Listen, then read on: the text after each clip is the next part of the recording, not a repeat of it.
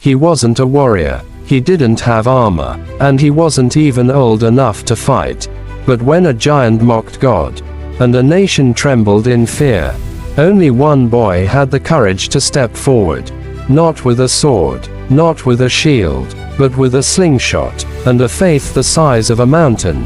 This is the story of David, the shepherd who faced a giant, and changed history forever. The valley of Elah was silent, except for one voice, booming, blasphemous, echoing across the fields like thunder.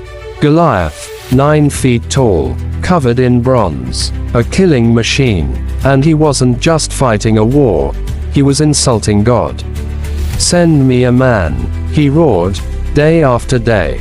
"Your God is nothing, you are nothing." Israel's army stood frozen. Even King Saul, the tallest, strongest man in the nation, was silent. No one dared move, until a boy arrived, carrying bread. David, just a shepherd, just a messenger. But when he heard Goliath, something inside him ignited.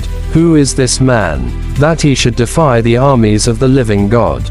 Everyone laughed. His brothers, the soldiers, even the king. "You're just a boy," they said. "He's been killing men since before you were born." But David didn't care, because he knew something they had all forgotten. God wasn't afraid of giants. And neither was he. "The Lord who rescued me from the lion and the bear, he will rescue me from this Philistine." Saul finally agreed, but tried to dress David in his own armor. Heavy, awkward, suffocating. David took it off. All he needed was what he always carried, his sling, and 5 smooth stones from the river, and the name of the Lord. The sun rose over the valley. 2 figures stood across from each other. One, a towering monster of muscle and metal. The other, a boy in sandals and shepherd's cloth. Goliath laughed when he saw him. "Am I a dog, that you come at me with sticks?" David didn't flinch. "You come at me with sword and spear, but I come at you in the name of the Lord Almighty." The earth held its breath.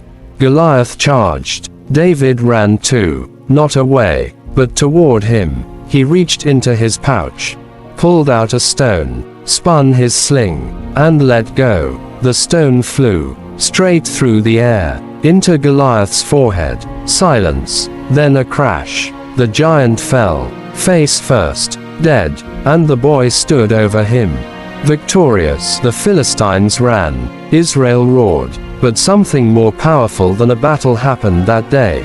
A nation remembered what faith looked like. David didn't win because he was strong. He won because he believed. He wasn't trained in war. He was trained in worship, in trust, in obedience, and that's what made him dangerous. He went back to the sheep that night, back to the fields, but the world would never see him the same. One day, that boy would become king. But the throne didn't make him great. Faith did. You may not face giants with swords, but life will send you battles. And when it does, remember David. Remember that courage isn't the absence of fear. It's moving forward anyway. And sometimes, all it takes is one stone, one prayer, and one heart fully trusting God to change the world.